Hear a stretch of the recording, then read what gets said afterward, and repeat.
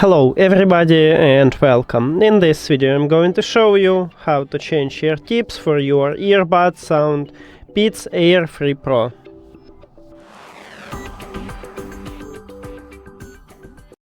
And we have to start by remove the old ear tips.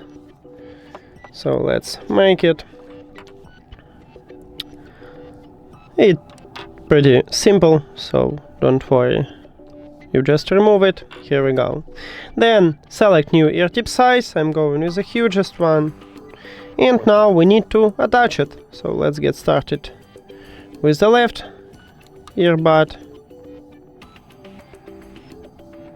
Here we go. Now let's move to the right one.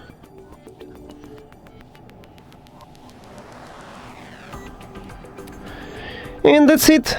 Thank you for watching this video. If you found it helpful, please consider subscribing to the channel and leave the like on the video. See you later!